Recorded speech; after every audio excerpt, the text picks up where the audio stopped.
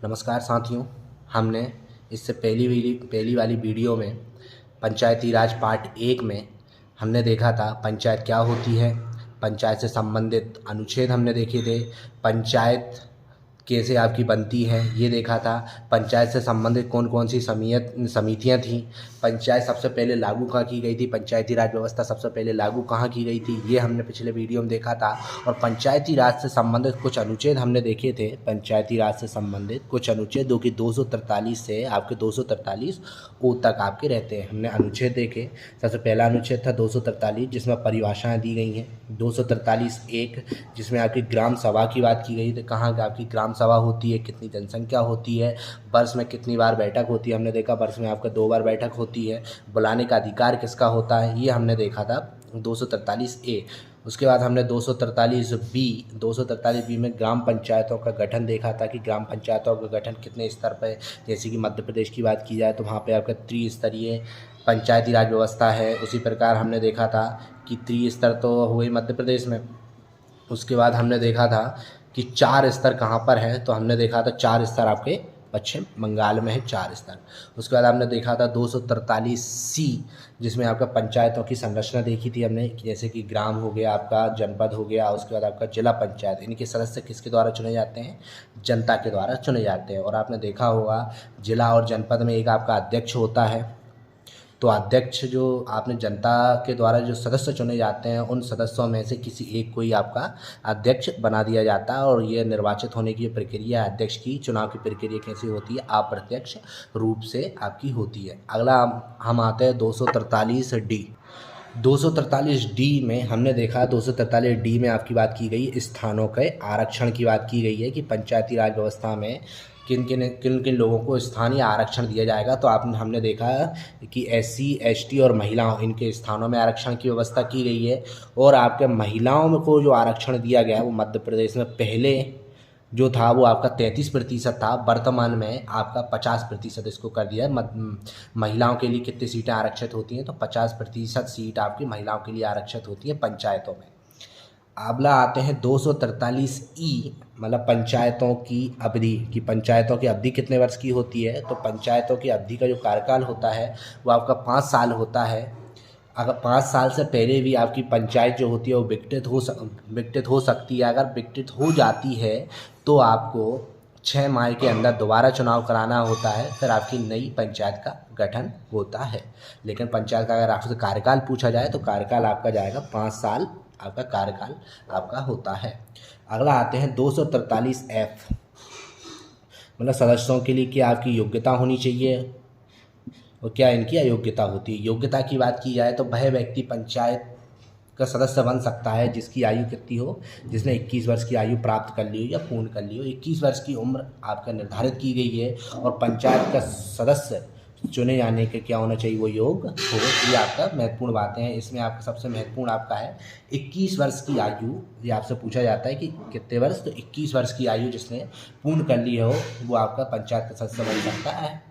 आपने देखा होगा सरपंच का चुनाव जो होता है वो व्यक्ति जिसने 21 वर्ष की आयु पूर्ण कर ली है वो आपका सरपंच का फॉर्म आपका भर सकता है। कार्यकाल हम देख चुके हैं, कार्यकाल आपका ध्यान रखिएगा, 5 साल इनका कार्यकाल होता है पंचायत की अवधि का। और 243(f) आपके सदस्यों के लिए क्या योग्यता होनी चाहिए और क्या इनकी अयोग्यता होनी चाहिए, ये आपका 243(f) में बताया गया है कि 21 वर्ष की आयु जिसने पूर्ण कर ली हो और पंचायत का सदस्य चुने जाने वह योग्य हो।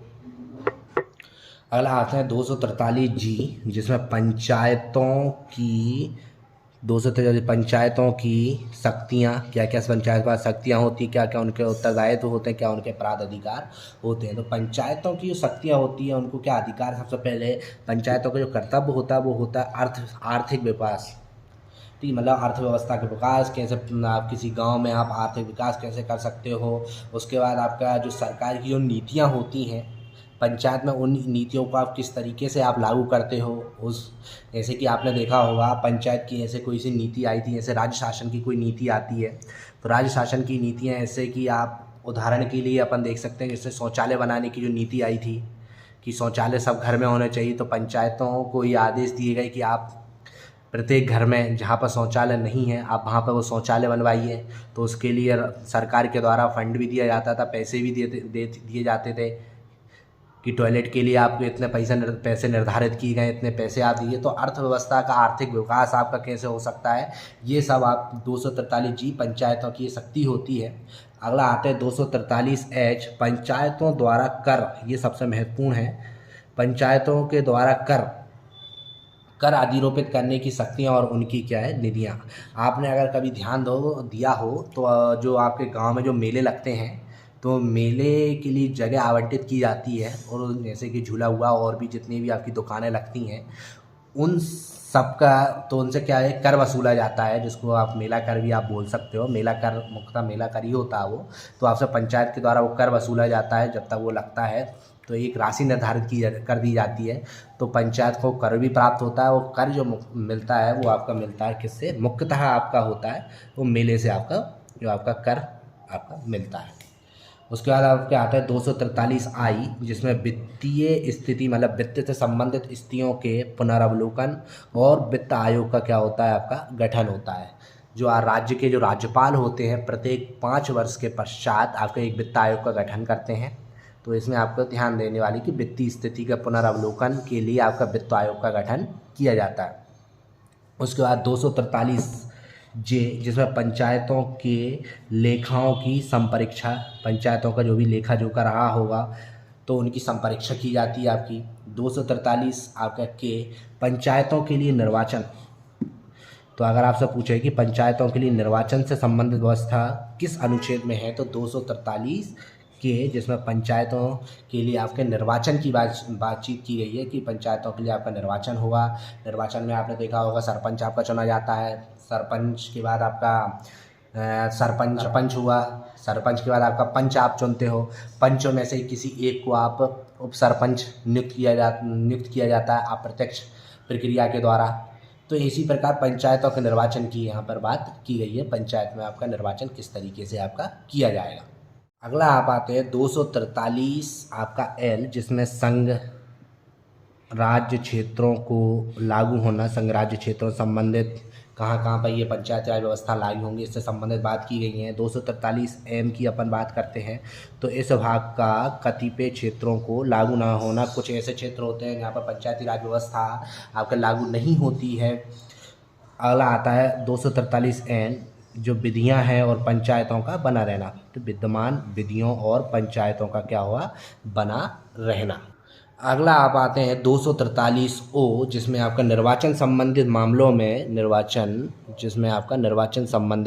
मामलों में न्यायालयों के हस्तक्षेप का इसमें क्या है, वर्णन आपका किया गया है। जैसे आपने देखा होगा रीटोटलिंग, आपने देखा होगा जैसे कभी चुनाव में जो जैसे 4 मतदाता खड़े हुए, तो प्रथम स्थान और दूसरे स्थान, जिसका दूसरा स्थान आता है वो ये कहता है कि हमको फिर से रीटोटलिंग करानी है, कि हो सकता है हमारे वोट आपके बढ़ गए हो। तो वो रीटोटलिंग जो होती है, और अब तो संभवतः आपका रीटोटलिंग एक समय के बाद आप अगर रीटोटलिंग कराना चाहते हो तो फिर आपके लिए न्यायालय की परमिशन आपकी लेनी होती है। तो ये आपका 243O में बताया गया कि निर्वाचन संबंधित जितने भी मामले होंगे उसमें न्यायालय के हस्तक्षेप का उसमें वर्णन किया गया है। तो ये आपका 243O। अब रीटोटलिंग जो होती है वो न्यायालय के आदेश से ही आपका रीटोटलिंग अब होने लगी है एक समय के बाद।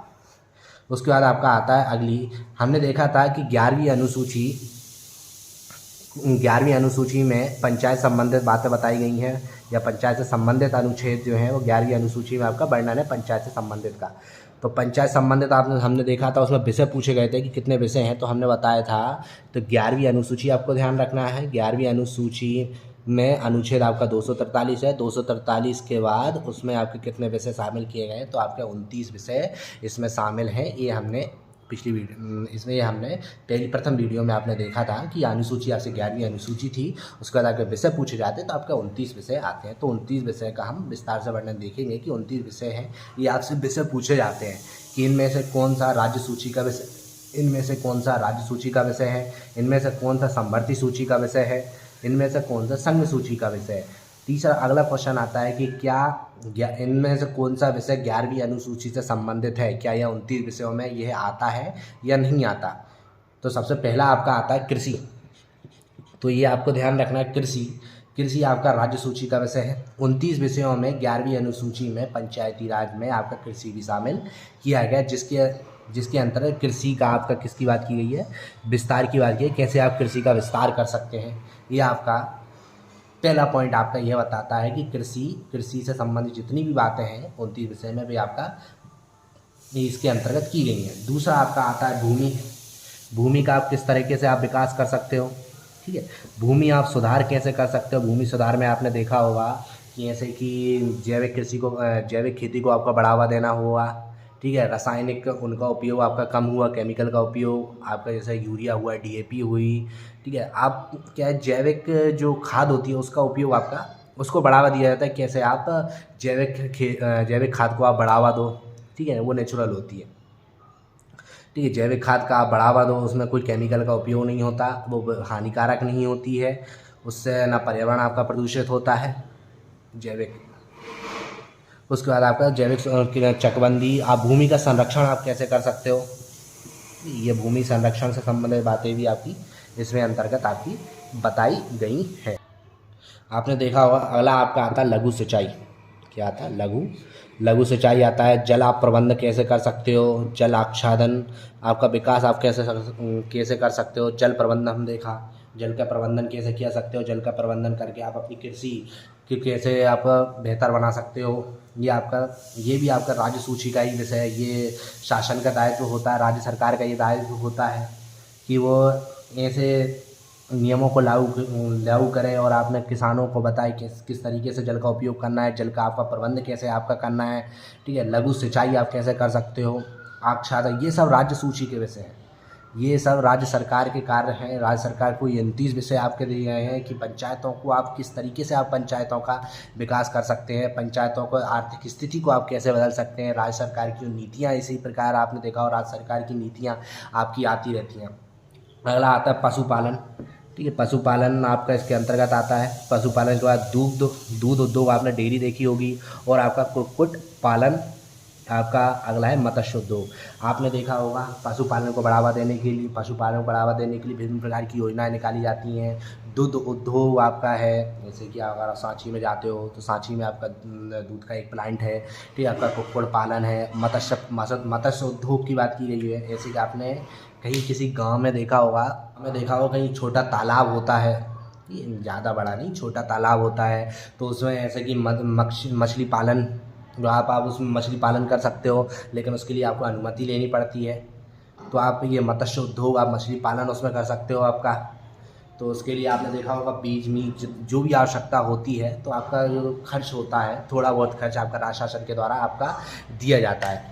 आपने देखा होगा फर्म आपकी बनते हैं, आरा मशीन आपने देखी होगी। विभिन्न प्रकार के सामाजिक वन उद्योग आपने देखे होंगे, इसके अंतर्गत आते हैं कैसे आप बनो, ठीक है। आप फर्म, वन उद्योग, लघु वन उत्पाद देखा होगा, ठीक है। वनों से जो उत्पाद होने, वनों से प्राप्त होने वाले उत्पाद इसके अंतर्गत आते हैं। ये भी राज्य सूची का आपका विषय है। लघु उद्योगों को बढ़ावा देना, ठीक है, जिसके अंतर्गत आपका खाद्य प्रसंस्करण उद्योग भी इसके अंतर्गत क्या होते हैं, खाद्य प्रसंस्करण उद्योग भी जिसके अंतर्गत क्या होते हैं, आपके शामिल होते हैं।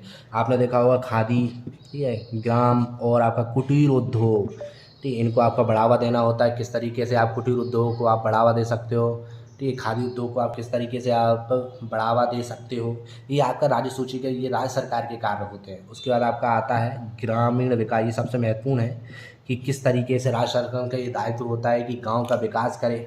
गांव का विकास किन किन आधारों पर हो सकता है, सबसे मुख्य आधार होता है आपका उद्योग। उद्योग विकसित कर सकते हो आप। उद्योग आपने बहुत सारे प्लांट आपने लगाए, जिसके कारण आपका जो बेरोजगार है उनको रोजगार के अवसर पैदा होंगे। वन उद्योग आपका होता है, वनों से प्राप्त होने वाले उद्योग आपका हो सकता है, उससे भी आपका रोजगार प्राप्त होता है। आपका सड़कें अच्छी होनी चाहिए, गांव का विकास, क्योंकि उसके बाद बिजली विद्युतीकरण हम आगे देखेंगे, ये भी आपका राज्य सूची का विषय है। विद्युतीकरण के गांव में विद्युत होना चाहिए। उसके बाद अगला आपका आता है पेयजल। आपने देखा होगा अभी नल जल योजना चल रही है, जो पेयजल, हर घर में जल आपका, अब तो लगभग मध्य प्रदेश में बहुत सी जगह पेयजल की समस्या लगभग ना के बराबर हो चुकी है, ख़त्म ही हो चुकी है पेयजल की समस्या। क्योंकि जो योजना नल जल योजना आपकी चल रही है, उससे आपका बहुतों को पानी की सुविधा आपकी मिल चुकी है। उसके बाद आपका आता है 12 नंबर, जिसमें ईंधन और चारे की बात की गई है। तो आपने देखा होगा किस तरीके से आप ईंधन का उपयोग कर सकते हो, चारे की व्यवस्था आप कर सकते हो। आपने देखा होगा बहुत सी जगहों पर जो आपकी खोई होती है, उससे आपका पेट्रोल डीजल ये उत्पाद आपका बनाने की प्रोसेस आपकी चल रही है कि किस तरीके से आप इन चीज़ों से आपका ऐसे गन्ने की जो वो बुरादा जो निकलता उससे, ठीक है, उसका खोई से, इससे भी क्या है आपका ईंधन और आपका चारा, इनसे आप भविष्य में पेट्रोल डीजल इन सब की प्राप्ति का भी आपको एक माध्यम आपका बनता जा रहा है। तो हमें हो सकता है भविष्य में हम इनसे भी आप पेट्रोल डीजल अधिक मात्रा में प्राप्त कर पाएंगे, तो इससे हम पेट्रोल डीजल में हमें आसानी होगी। अगर आपका आता है सड़कें, आपने देखी होगी।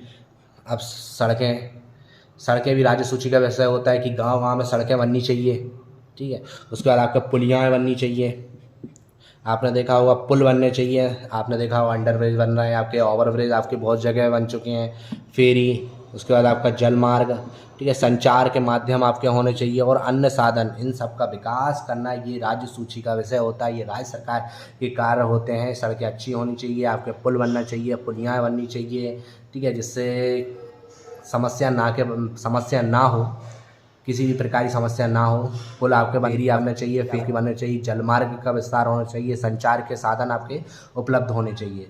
अगला आपका आता है जो सबसे महत्वपूर्ण है, ग्रामीण विद्युतीकरण। आपने देखा होगा गांव में विद्युतीकरण 100% विद्युतीकरण होना चाहिए। गांव में आपका बिजली की समस्या नहीं होनी चाहिए कि बिजली आपकी कम है, मतलब कम समय के लिए आ रही है। ये राज्य सरकार का काम होता है कि वह प्रत्येक गांव में विद्युतीकरण करे, जिसके अंतर्गत विद्युत का विवरण आपका, इसके अंतर विद्युत का विवरण आपका है। इसके बाद अगला आपका आता है गैर परंपरागत आपके ऊर्जा स्रोत। अब ये गैर परंपरागत ऊर्जा स्रोत क्या होता है? तो गैर परंपरागत ऊर्जा स्रोत ऐसे स्रोत होते हैं जिनमें विविध प्रणालियाँ, प्रक्रिया एवं तकनीक का उपयोग कर निरंतर आप ऊर्जा प्राप्त इसमें आप कर सकते हो। अर्थात ऐसे नवीनीकरण स्रोत जो आपके प्रदूषण रहित हों और पर्यावरण अनुकूल हों। पर्यावरण अनुकूल जैसे आपने देखा होगा सौर ऊर्जा परियोजना आपके इसके अंतर्गत अपन देख सकते हैं। सौर ऊर्जा आती है, ठीक है, सौर ऊर्जा आपके इसके अंतर्गत आती है। पवन ऊर्जा, ठीक है, सौर ऊर्जा, उसके बाद आपका पवन ऊर्जा, सौर ऊर्जा मतलब सूर्य से प्राप्त होने वाली ऊर्जा, ठीक है। सौर ऊर्जा आपने अगर आपसे पूछा जाए सौर ऊर्जा संबंधित नीति मध्य प्रदेश में 10 जुलाई सन 2012, ठीक है, सौर ऊर्जा संबंधित नीति 10 जुलाई 2012 को आपका आई थी। और इसका अगर आपका संयंत्र पूछा जाए, देश का पहला सौर ऊर्जा संयंत्र, ठीक है, सौर ऊर्जा संयंत्र आपका कहाँ है? इंदौर में है। इंदौर में भी एक गांव है जिसका नाम है कस्तूरबा ग्राम, कस्तूरबा ग्राम। तो यहाँ पर सौर ऊर्जा से संबंधित आपका संयंत्र लगा हुआ है। और मध्य प्रदेश का सौर ऊर्जा में अगर आपको स्थान पूछा जाए तो चौथा स्थान मध्य प्रदेश का आता है सौर ऊर्जा में। परंपरागत स्रोत मतलब जो प्रदूषण रहित हों और आपके पर्यावरण के अनुकूल आपके हों, वो आपके गैर पारंपरिक ऊर्जा स्रोत होते हैं, जिसमें सौर ऊर्जा होती है, पवन ऊर्जा आपकी आती है, बायोमास इसके अंतर्गत आपका आता है। पवन ऊर्जा की बात की जाए तो सब पवन ऊर्जा आपकी देवास जिले के, अगर आप कभी इंदौर से देवास की ओर आते हो तो आपने अगर देखा हो तो पवन ऊर्जा आपको वहाँ पे सर्वाधिक आपको पवन ऊर्जा मिल जाए। 64 पवन चक्कियाँ स्थापित हैं देवास के। उसके बाद आपका आता है अगला आपका आता है गरीबी उपशमन कार्यक्रम, मतलब गरीबी के किस तरीके से आप निवारण कर सकते हो, गरीबी किस प्रकार से आप कम कर सकते हो, ये आपका मुख्य विषय होते हैं राज्य सूची में। इसके बाद आपका आता है शिक्षा, ठीक है, जिसके अंतर्गत आपका प्राथमिक और माध्यमिक विद्यालय इसके अंतर्गत सही राज्य सूची का विषय होता है कि अपने क्षेत्र में, अपने राज्य में किस तरीके से साक्षरता को आप बढ़ावा दो। साक्षरता मतलब अधिक होनी चाहिए, आप शिक्षा को बढ़ावा देना चाहिए, साक्षरता आपकी अधिक होनी चाहिए। जैसे अगर आप देखें तो केरल की साक्षरता सबसे ज़्यादा साक्षरता आपकी केरल की है, मतलब वहाँ पे पढ़े लिखे सबसे ज़्यादा आपको वहाँ पे मिलेंगे, साक्षर लोग आपका मिलेंगे। महिलाएं भी साक्षर हैं, ठीक है। पुरुष साक्षरता देखी जाए, अगर महिला साक्षरता देखी जाए तो ये आपको भोपाल में मिलेगी सबसे ज़्यादा महिला साक्षरता, ठीक है। तो मतलब शिक्षा पे भी आपका विशेष ध्यान देने की इन्होंने बात की है। उसके बाद आपका तकनीकी शिक्षा, तकनीक से सर टेक्निकल शिक्षण आपका देना चाहिए। उसके बाद व्यवसायिक शिक्षा, बिजनेस से संबंधित शिक्षा भी आपको देना चाहिए। ये राज्य सरकार का दायित्व होता है कि आप तकनीकी प्रशिक्षण दो आप, ठीक है, विद्यार्थियों को व्यवसायिक शिक्षा आप दो। तो ये आपका विषय होता है। अगला प्रौढ़ और अनौपचारिक शिक्षा। क्या होता है कि कभी कभार बच्चे पढ़ नहीं पाते, एक उम्र हो जाती है, उम्र के बाद अगर वो पढ़ना चाहते हैं तो फिर उसके लिए भी आपकी शिक्षा है प्रौढ़ और जिसको अनौपचारिक शिक्षा होती है। आपने अगर कुछ ही दिन पहले एक पेपर में आया था, एक व्यक्ति थे जिनकी उम्र 62 या 63 साल थी, 63-64 साल थी। उन्होंने 64 साल की उम्र में मतलब अपना जो भी वो सर्विस करते थे उस सर्विस को कंप्लीट करने के बाद उन्होंने 64 साल में बीटेक की डिग्री हासिल की है, इंजीनियरिंग की डिग्री हासिल की। उनकी 2 पुत्रियां हैं, दोनों जॉब में हैं। तो उन्होंने अपने एक लेख में लिखा था तो उन्होंने बताया था कि 64-65 साल की उम्र में उन्होंने बीटेक की डिग्री हासिल की। तो ये प्रौढ़ शिक्षा है, मतलब एक उम्र के बाद अगर आप पढ़ना चाहते हो तो फिर वो आप उसके लिए आप एलिजिबल हो। जैसे सरकार की व्यवस्था आपने की गई है, सरकार द्वारा ऐसी व्यवस्था की गई है। उसके बाद आपका आता है पुस्तकालय। पुस्तकालय की व्यवस्था आपकी की गई है। सांस्कृतिक क्रियाकलाप आपने देखा हो, भोपाल में विभिन्न प्रकार के सांस्कृतिक कार्यक्रम आपके होते हैं, ठीक है। उसके बाद आपका बाजार और मेले आपके लगते हैं, ये भी राज्य सूची का विषय है। जैसे कि आपने देखा होगा मेले आपके लगते हैं। अब तो प्रत्येक क्षेत्र में आपका, मध्य प्रदेश के प्रत्येक क्षेत्र में आपका मेला लगता है, ठीक है, जो कि कुछ बहुत प्रसिद्ध मेले होते हैं। जैसे कि नवरात्रि में आप जाते हो तो नवरात्रि में आपका मेले लगते हैं। मेले की बात की जाए तो आप जैसे कि आपका नागा जी का मेला आपका लगता है, मुरैना में आपका लगता है, कालेश्वर जी का मेला आपका लगता है, मंदसौर में लगता है, आपका मानधाता मेला आपका जो लगता है वो खंडवा में लगता है। चंडी देवी का मेला बात की जाए तो सीधी में आपका चंडी देवी का आपका मेला लगता है। मेघनाथ मेला पूछा जाए तो आपका छिंदवाड़ा में लगता है। इस प्रकार विभिन्न प्रकार के मेलों का आयोजन आपका होता है। विभिन्न प्रकार के आपके बाजार लगते हैं, विभिन्न प्रकार की आपकी मंडियाँ हैं जो आपके ये आपका राज्य सूची का ये विषय होती हैं। उसके बाद आपका स्वास्थ्य पे आप स्वास्थ्य और आपका स्वच्छता में आपका ये मध्य प्रदेश के लिए सौभाग्य की बात है कि इंदौर लगातार आपका स्वच्छता में नंबर 1 आता जा रहा है। स्वास्थ्य पे आपको बहुत ध्यान देने की आवश्यकता है। ये राज्य सूची का वैसे आपका स्वास्थ्य संबंधित जितनी भी बीमारियां हैं कि जो आपका उनका निवारण, जैसे कि कभी बड़ी बड़ी बीमारियां हो जाती हैं तो उनके लिए राज्य सरकार का दायित्व होता है कि उनको टीका, मतलब स्वास्थ्य संबंधित जो सुविधाएं हैं वो आपका प्रत्येक, चाहे वो गांव हो चाहे शहर हो, ये आपका उपलब्ध कराया जाए, ये आपका दायित्व होता है।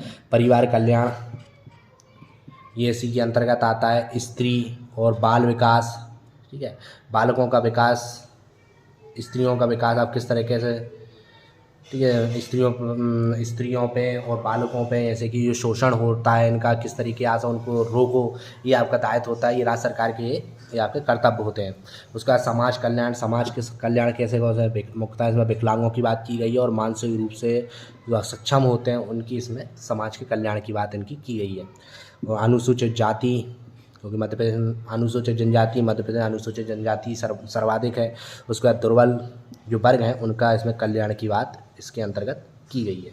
उसके बाद आपका आता है सार्वजनिक वितरण प्रणाली, ये भी आपका राज्य सूची का विषय है। और सामुदायिक अस्थियों का अनुरक्षण, ये भी आपका राज्य सूची का आपका विषय। ये आपके 29 विषय इसके अंतर्गत आए हैं। अगर वीडियो अच्छी लगी हो तो लाइक, शेयर और कमेंट ज़रूर कीजिए। और इसके बाद हम अगले सेशन में पंचायत राज से संबंधित और भी बातें इसमें देखेंगे। धन्यवाद।